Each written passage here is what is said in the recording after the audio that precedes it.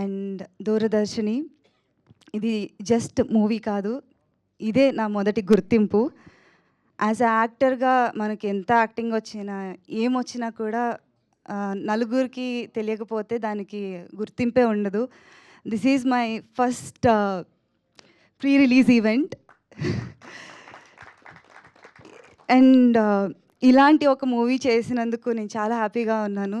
Because అంటే నేను చిన్నప్పటి నుంచి సునీత గారి పాటలు వింటూ పెరిగా. ఐ మీన్ చాలా ఇష్టం ఆమె 'నువ్వు నువ్వు' సాంగ్ కానీ, ఆర్పి పట్నాయక్ గారి వాయిస్ వింటూ ఆయన పాడిన పాటలు, ఈ 'వాన వాన' నాకు చాలా ఇష్టం. అలాంటిది వాళ్ళు పాడితే నేను యాక్ట్ చేయటం ఈ మూవీలో అసలు నాకు it's a very big achievement. And ఇలాంటి సీనియర్ అమ్మ మీరు మాట్లాడుతుంటే నిజంగా నా కళ్ళలో నీళ్ళు తిరిగినాయి. విజయ మ్యామ్, నాకు అసలు ఇలాంటి లెజెండ్స్ని వీళ్ళందరినీ చూస్తుంటే నాకు లిటరలీ షివరింగ్ వస్తుంది. నాకు చాలా సంతోషంగా ఉందమ్మ. శ్రీనివాస్ సార్ మిమ్మల్ని కలవటం అమ్మ. అండ్ ఇంత పెద్ద యూనో నాకు ఇది చాలా పెద్ద స్టేజ్ నాకు. అంటే ఇలాంటి సార్ని మిమ్మల్ని అందరినీ కలవటం ఇట్స్ అ బ్లెస్సింగ్. అండ్ మా టీమ్కి వస్తే థ్యాంక్ యూ సో మచ్ సువిక్షిత్ గారు ఫర్ దిస్ ఆపర్చునిటీ. నాకు ఈ మూవీకి సెలెక్ట్ చేసేటప్పుడు నాకు ఆయన ఒక మాట ఇచ్చారు, నీ కెరియర్లో గుర్తుండిపోయే సినిమా ఇస్తానని. అండ్ దూరదర్శిని ముందు గీతికారతను ఎవరికి తెలుస్తుందో లేదో నాకు తెలియదు, బట్ ఆఫ్టర్ దూరదర్శిని నన్ను వాణిగా గుర్తుపెట్టుకుంటారు. గీతికారతన్ ఒక యాక్టర్ అని ఈ మూవీతో మీ అందరికీ నేను పరిచయం అవుతాను. థ్యాంక్ యూ సో మచ్ సువిక్షిత్ గారు. అండ్ డైరెక్టర్ ఆయనకున్న పేషెన్స్ అయితే అసలు నెక్స్ట్ లెవెల్ అండి. అంత ప్రశాంతంగా ఉండే మనిషిని నా లైఫ్లో నేను ఇంకా మళ్ళీ ఎప్పుడు కలవలేను. అంత ప్రశాంతంగా ఉంటారు ఆన్ సెట్. చంద్రిక మ్యామ్, మిమ్మల్ని నేను ఫస్ట్ టైం కలుస్తున్నాను. ఆమె ఎప్పుడు తెర వెనకాల ఉండి నడిపించారు, చాలా సపోర్టివ్గా ఉన్నారు. థ్యాంక్ యూ సో మచ్ అమ్మ. అండ్ నేను చాలా హ్యాపీ అండ్ నాకు చాలా స్పెషల్ జెమినీ సురేష్ గారు.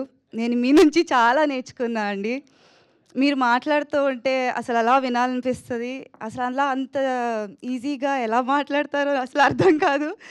మన ఇంటర్వ్యూ కానీ ఈ దూరదర్శిని అనేది నాకు చాలా పెద్ద ఫ్యామిలీని ఇచ్చింది. మన నా సిస్టర్ లాగా మా వదిన క్యారెక్టర్ చేశారు తను. షీఈ్ ద బెస్ట్ యాక్టర్ అని చెప్పాలి. అండ్ మా జర్నీ కూడా చాలా లాంగ్ జర్నీ చెప్పాలంటే. ప్రమోషన్స్కి కానీ షూటింగ్లో కానీ చాలా సరదాగా గడిచిపోయింది వీళ్ళిద్దరి వల్ల. అండ్ బాలరాజు, తేజ, మీరందరూ చాలా బాగా యాక్టింగ్ చేశారు. అండ్ కిట్టయ్య బాబాయ్, ఆయన క్యారెక్టర్ మీరు చూస్తే అసలు నిజంగానే ఏడవకుండా అయితే బయటకు రారండి. చాలా డిఫరెంట్ క్యారెక్టర్ చేస్తున్నారు ఫర్ ద ఫస్ట్ టైం. మన జెమినీ సురేష్ గారిని కానీ కిట్టయ్య బాబాయ్ని కానీ చాలా డిఫరెంట్ రోల్స్లో చూడబోతున్నారు. అండ్ ఎప్పటికీ గుర్తుండిపోయే రోల్స్ అవి.